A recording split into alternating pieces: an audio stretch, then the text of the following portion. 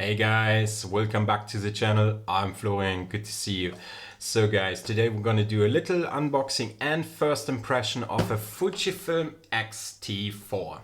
So long story short guys, I'm shooting now around 6 months with the Fujifilm X-S10.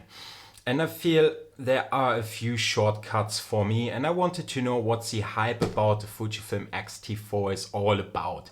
Therefore I decided I spend my money, buy the X-T4, see how the X-T4 works for my needs, and decide then later on in a couple of weeks which camera needs to be sold so that I can afford this different body. My whole YouTube journey started with the Fujifilm X-T3, and I'm personally a big fan of the X-T3 from a button layout, how this camera works for my photography needs. However, doing more and more videos now, the X-S10 is definitely a fantastic camera. So don't get me wrong guys, that's all just my personal opinion. But I had a few shortcuts, things I've been missing, a few buttons I've been missing. So I did decide to spend my money into the X-T4 and see how this camera is gonna work out over the next few weeks for my needs, and then decide what I'm gonna do. And here we go, here's the box guys, the usual Fujifilm box with all your manuals, disclaimers, warranty cards, app description and whatever else it is. Let's see what we get in the box. Fujifilm X-T4, we come down to the body in a second. And then we got another little box at the bottom. So here's the little box at the bottom. So basically you get two plugins and a USB-C adapter cable to charge your camera. You get again, like X-S10, you get a 3.5mm mic jack to USB-C, because the camera doesn't got any microphone jack anymore. You get those funny leather protection for your strap, and you got the Fujifilm strap itself again. You get one battery, which is definitely huge compared to the old one, so definitely beneficial to have more battery life. They rate this battery around twice as big as the original battery, and I got one here as well. So absolutely fantastic to have literally a bigger battery, so you need to worry less about battery life. However, I bought some batteries on the side, some third-party company batteries as well, just to have some spare batteries. So let's come down to the camera body.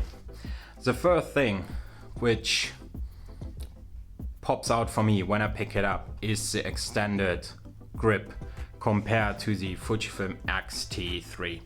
I hope you guys can see there's quite a bit of grip extended compared to the Fujifilm X-T3, which is definitely nice to have, and it feels very comfortable.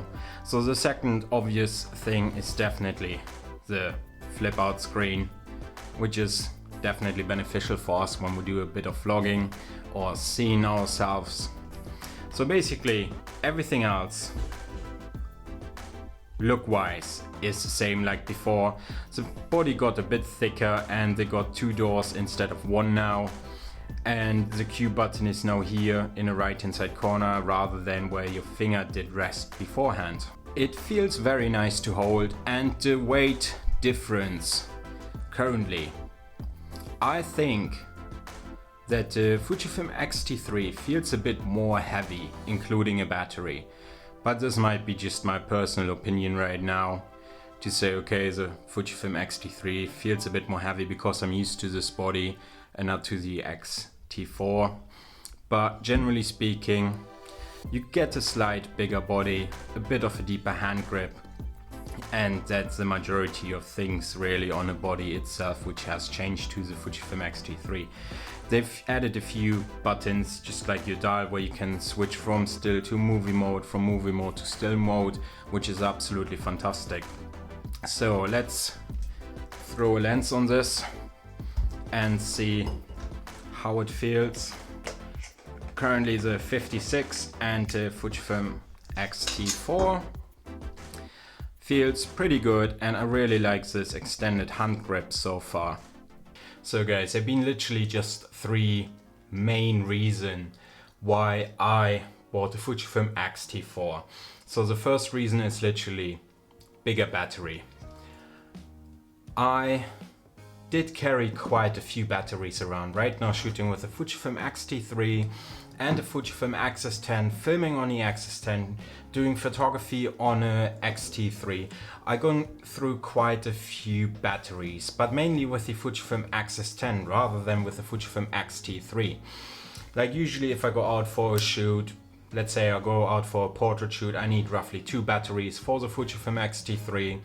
But if I use the Fujifilm X-S10 to film some behind the scenes or go vlogging, photography and whatsoever, I potentially need 2 to 3 batteries just for the Fujifilm X-S10. So having a battery which is twice the capacity is definitely nice to have, and I'm gonna see if this battery life really extends this much to justify such a big price gap between the Fujifilm X-S10 and the Fujifilm X-T4. The second reason is 60 frames per second in 4K. And keeping in mind guys, I do a lot of solo shooting, so I set up my camera on a tripod somewhere and press a record button, film myself in 24 frames per second 4K, 60 frames per second 4K. But the bigger issue is if I would crop in too far, you lose too much resolution. So having 4K 60 frames per second and being able to crop in to a full HD format is definitely beneficial for me because I'm a solo shooter and I shoot a lot of stuff by myself. So unfortunately I don't have anyone who's doing the behind the scenes or does some shots for me. So having the capability to zoom in and still having the full HD quality in 60 frames per second is definitely a point for me which I did consider.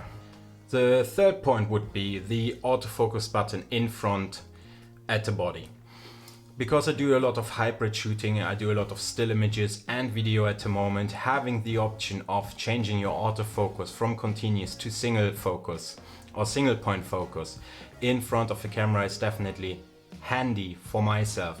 With the Fujifilm X-S10 I've been swapping in the menus around, done my videos, set the autofocus to continuous, went back to pictures, set it back to single point autofocus, all within the menu. But just having a single button in front of your camera, you just need to twist once and you twist basically from still mode to movie mode is definitely handy to have.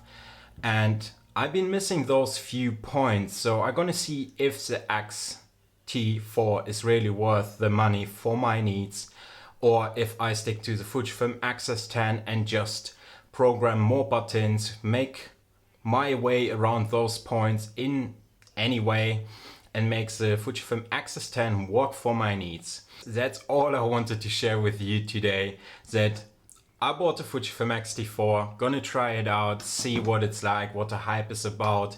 Yeah, there are reviews out where they say the X-T4 overheats compared to the X-S10. Even I think the X-S10 got a bit warm now and then, depends how long you shot your clips. So anyway guys, if you got any questions towards the Fujifilm X-S10, X-T3, X-T4, leave them down in the comments. Otherwise I'm gonna see you my friend very soon with another video and then probably a comparison at some point between the X-T4, X-T3 and the X-S10 as well at some point. So guys, like, comment and subscribe and I'm gonna see you my friend in the next one. Cheers guys.